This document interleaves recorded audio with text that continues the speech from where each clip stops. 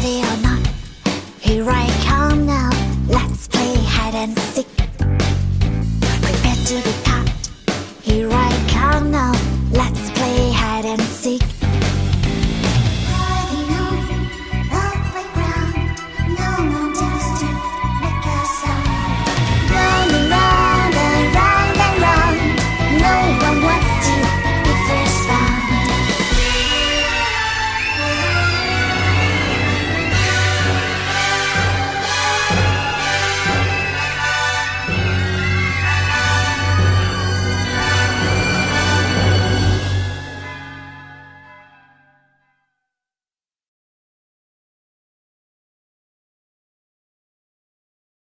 Well, there are a couple of things that really stand out to me. And I know investigators said that the victims were targeted, and that's a behavioral term that has a lot of meaning to me. So the question is, how are they making that determination? And were they all equally targeted? And the way that assessment has to be made is to see if any of the victims were treated differently in that crime scene. In other words, if one victim received more injuries or was treated differently after the stabbing occurred. And that usually tells you that that person could have been the focus of the attack.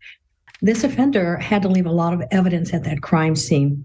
He was not evidence conscious, and so there will be forensic evidence. For example, it's likely that the offender cut themselves with the knife. After you stab that many times, your hand goes down on the blade and you cut yourself and you leave blood there, and that's DNA evidence. And so that evidence is going to be extremely important. And then finally, just based on going inside somebody else's home in the middle of the night with other people there to commit a quadruple homicide suggests to me that that person has likely been in that home prior to this attack, and that this individual, this offender, has prior experience being in other people's homes.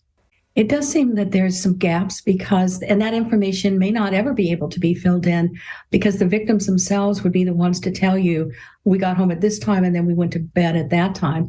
So I don't know that that will ever be completed, but the question remains, at what point did the offender get inside that house?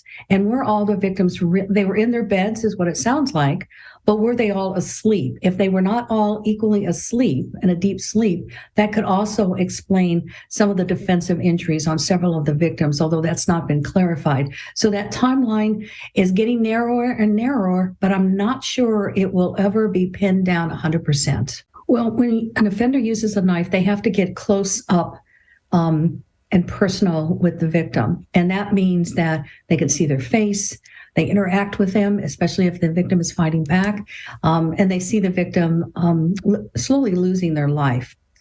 Here's what I'd also say about this knife. It had to be a pretty sturdy knife because it survived the stabbing of 4 people multiple times. Now, the medical examiner who performed the autopsy, they traditionally don't say, well, the weapon used here was exactly this. They can tell you elements of the instrument, but in my experience, they don't traditionally say it is exactly this, especially if you're dealing with a sharp-bladed instrument. But I'd also say that this offender, even though sloppy in the crime scene, leaving so much evidence, he was very efficient with this knife. He was able to complete 4 homicides and then leave the scene. That tells me this person has experience with that knife, a very effective cutting instrument, and that whether or not he would then or she would then throw that instrument away in the woods someplace is doubtful to me, because this is an instrument that's important to that offender. And I do think, based on the efficiency of those homicides, that the knife has been used before, not necessarily in another murder, but that the offender has used it before in other instances. Based on what I know so far, and again, that's coming from the media, this kind of violence is indicative of what we call instrumental violence. It's different from the traditional violence called reactive violence. Reactive violence is if I punch you in the nose and you punch me back, that's reactive violence. But this instrumental violence is violence that is cold-blooded, it's predatory, and it's very callous type of violence perpetrated frequently on strangers. And this type of violence is oftentimes the kind of violence that we seek used by people that are psychopathic. The old-fashioned term was sociopath. But psychopathic individuals not mentally ill. So I want to make that clear right away. But they are people who are profoundly lacking in empathy and guilt for their behavior. And when they do commit crimes, their crimes have a very high risk element to it because they enjoy the thrill of whatever the crime is. If it's killing people, they enjoy having it be even more high risk than it needs to be. And this was a very high risk crime when you go into somebody's home in the middle of the night and kill them. That's very high risk. Somebody has the capability of doing this. These wounds going into that home, these injuries, these wounds were not an effort to scare the victims or to threaten the victims. They were intended to kill the victims.